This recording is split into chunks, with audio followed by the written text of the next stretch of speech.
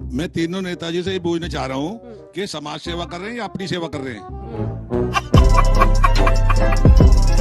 आप तीनों से एक क्वेश्चन पूछना चाहती हूँ कि बचपन से बच्चों को सिखाया जाता है कि स्कूल में भी कॉलेजेस में भी आगे चल के कि एक अच्छी आदत होती है कि हर किसी को इक्वालिटी दी जानी चाहिए, एक समानता दी जानी चाहिए। अब ये प्रश्न मेरा ये है कि जब अगर हम नोट पे माता लक्ष्मी की और गणेश भगवान की अगर फोटो लगाएंगे तो उससे हिंदुइज्म को तो प्रमोट होगा कि हाँ हिंदू आगे जा रहे हैं, लेकिन जो बाकी धर्म है उनके सेंटीमेंट्स को भी हर्ट होगा। अब उनके सेंटीमेंट्स के बारे में कौन सोचेगा? मैं भी एक हिंदुइज्म हूँ, मेरा भी यही है।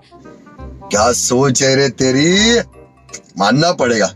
जब हमारे देश के नेता सामने आके बोलते हैं कि नोटों के ऊपर लक्ष्मी गणेश जी की फोटो लगानी चाहिए, तो आपकी पार्टी को तो इसका सम्मान करना चाहिए, स्वागत करना चाहिए, क्योंकि जो भारतीय राजनीति पहले मुस्लिम अपीजमेंट पे थी, आज वो लेस हिंदुत्व और मोर हिंदुत्व पे हो रही है, तो आपको तो इसका स्वागत करना चाहिए। हाँ हाँ एकदम, शायद इस बार स्टैंड पता चल जाए आपको। बिल्कुल। अरे कहना क्या चाहते हो? देश की जनता अपना प्रतिनिधित्व के रूप में चुन रही है या धर्म? आपको देवी देवता अपने प्रतिनिधित्व के चुन रहे हैं या फिर जनता चुन रही है? आप लोग राजनीतिज्ञ हो या धर्म प्रचारक? गजब बेइज्जती है। दूसरा सवाल मैं आपको ये पूछना चाहता हूँ, क्या आप लोगों की राजनीति को देखकर मैं ये कह सकता हूँ कि भारत में लोकतांत्रिक राजनीति धर्म के लिए और धर्म द्वारा ही चल रही है? इस सज्जन को क्या तकलीफ है भाई?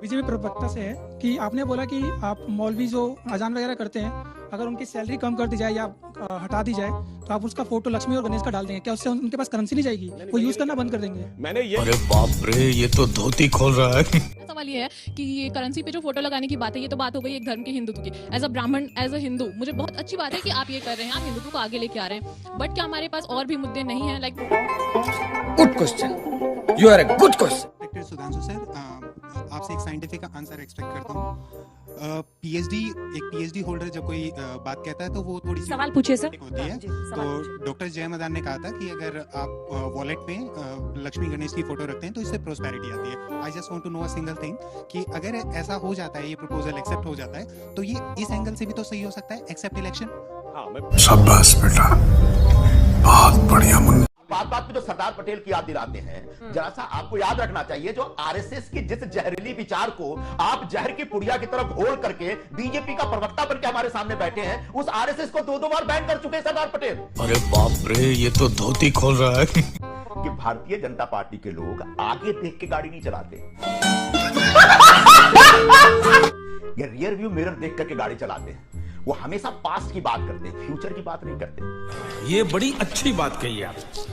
और जब भी उनकी किस गलती को अगर हाईलाइट करो या उनकी गलतियों के ऊपर टीका टिप्पणी करो तो बहुत पहले लेके चले जाएंगे। ये पूनावाला जी ने जो बातें कही है, कितना पुराना टेप है, पिछले 9 साल से यही टेप चल रहा है। टेप बंद करो साहब, आप लोग कुछ नई बातें करो। गजब बेइज्जती है। 9 साल में तुम लोगों ने क्या किया, आपकी सरकार ने क्या किया, मोदी जी ने क्या किया, मोदी जी के मंत्रिमंडल ने क्या किया, मोदी जी के मंत्रियों ने क्या किया, आप हमको इसका जवाब दीजिए ना। तो और अभी तो रुको, क्लाइमैक्स अभी बाकी। 2016 में आपने क्या बोला था कि 2022 तक सबको घर मिलेगा, मिला क्या? 2016 में आपने कहा था कि 8 करोड़ लोगों को रोजगार मिल जाएगा, मिला क्या? 2016 में आपने कहा था सारी स्मार्ट सिटी 100 स्मार्ट सिटी बन जाएगी, बन गया क्या? 2016 में आपने कहा 2022 तक किसानों की आय दुगनी हो जाएगी, हो गई क्या? तो हम आपसे जब ये सवाल पूछते हैं तो आप लेके जाते हैं कि सरदार पटेल की मूर्ति पे चढ़ो।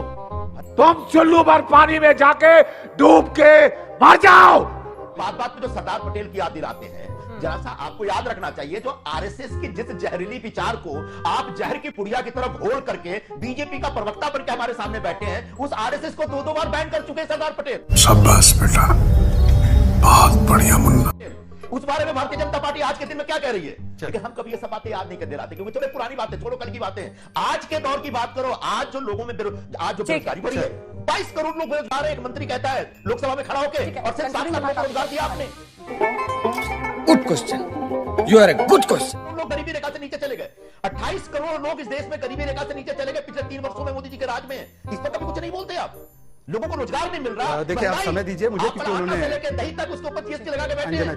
तमाम चीजें, खाने पीने की चीजों से लेकर डीजल से लेकर देखिए 1150 रुपए आरएसएस क्या सोच है रे तेरी, मानना पड़ेगा।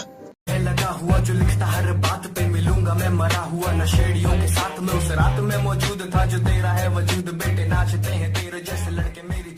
हमारी ये लड़ाई भ्रष्टाचार के खिलाफ है, तो कृपया इस चैनल को सब्सक्राइब करें और ऐसे वीडियो आते रहेंगे।